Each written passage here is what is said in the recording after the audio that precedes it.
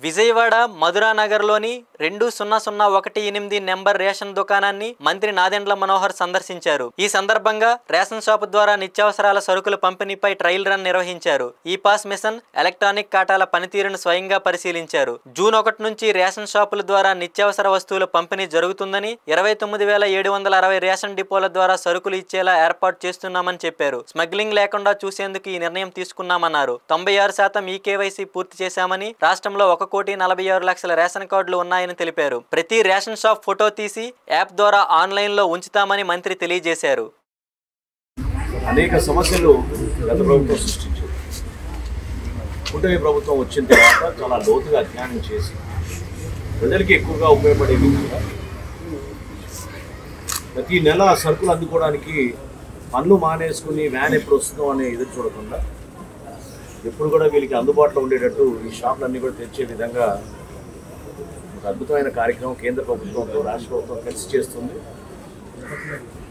ఈ పథకాన్ని ప్రజలకి మరింతగా దగ్గరగా తీసుకెళ్లే విధంగా, అదేవిధంగా టెక్నాలజీని ఉపయోగించుకొని ప్రతి ఒక్కరికి మేలు జరిగే విధంగా ఎక్కడ పొరపాటు లేకుండా రైస్ స్మగ్లింగ్ అనేది ఆంధ్రప్రదేశ్లో జరగనీయకుండా చర్యల్లో భాగంగా ఈరోజు ఈ నిర్ణయం తీసుకుని ముందుకు వస్తుంది.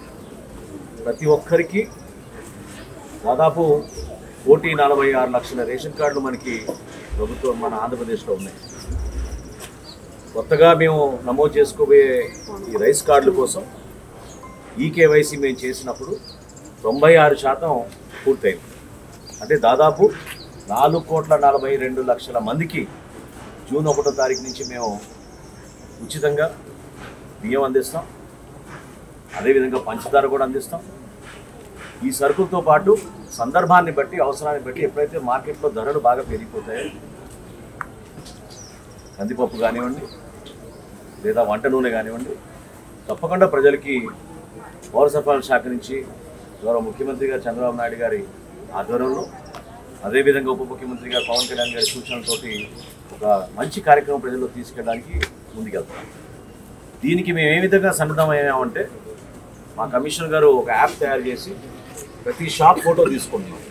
ప్రతి షాపులో సరుకులు ఎంతవరకు వచ్చినాయని చూసుకుంటున్నాం. 29,760 ఫేర్ ప్రైస్ షాపుల్లో కూడా ఈ రోజుకి 92% షాపుల్లో ఆల్రెడీ ఇన్స్పెక్షన్ జరిగింది, సరుకులు కూడా చేరిపోయినాయి.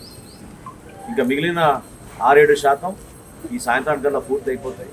అదేవిధంగా డీలర్లు కూడా ఇబ్బంది కలగకుండా ఉండడానికి కోసం వాళ్ళకి ఆ మెషిన్లు, ఈ పాస్ మెషిన్లు కూడా ఉచితంగా సర్వీస్ చేసేటట్టు మా సిబ్బంది ఏర్పాటు చేశారు. ప్రతి మండలంలోనూ, ప్రతి సబ్ కలెక్టర్ ఆఫీస్లోనూ, విజయవాడలో కూడా మనకి ఈరోజు జరుగుతుంది క్యాంప్.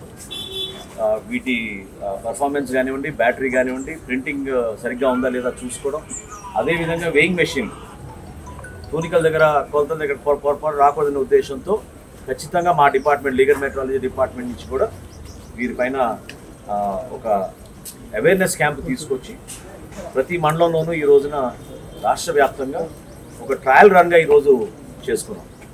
సో ఈ పర్టికులర్ డిపో 2018 చాలా సీనియర్ ఆయన, దాదాపు 30 సంవత్సరాల నుంచి ఆయన నిర్వహిస్తున్నారు. శ్రీప్రసాద్ గారు, ఫస్ట్ శ్రీప్రసాద్ గారు. సో ఆయన ఆధ్వర్యంలో ఈ ప్రాంతంలో దాదాపు 1,540 రేషన్ కార్డుకి ఆయన జూన్ 1వ తారీఖు నుంచి సరఫరా చేస్తారు. అందులో దాదాపు 60 నుంచి 70 వృద్ధులు, దివ్యాంగులు, వాళ్ళందరికీ కూడా ఇంటింటికి ఖచ్చితంగా సరఫరా జరుగుతుంది. దయచేసి ఎవరు ఎటువంటి అనుమానాలు పెట్టుకోబాకండి. జూన్ 1వ తారీఖు నుంచి 5వ తారీఖు లోపే ఏ విధంగా ఒక మార్పు తీసుకురాగలిగామో, ఏ విధంగా ప్రజలకి మరింత మెరుగైన పాలన అందించే విధంగా ఇంటి వద్దకే వాళ్ళకి రేషన్ తీసుకొచ్చి వృద్ధులకు, దివ్యాంగులకు ఏ విధంగా మేము సేవా కార్యక్రమాలు చేస్తున్నామో రాష్ట్ర వ్యాప్తంగా రేషన్ డీలర్లు అందరూ కూడా సమాయుత్తమయ్యారు, సిద్ధంగా ఉన్నారు. ఆ మార్పుని ఖచ్చితంగా రాష్ట్ర ప్రజలకి, మన రాష్ట్ర భవిష్యత్తుని దృష్టిలో పెట్టుకుని తీసుకునే నిర్ణయం.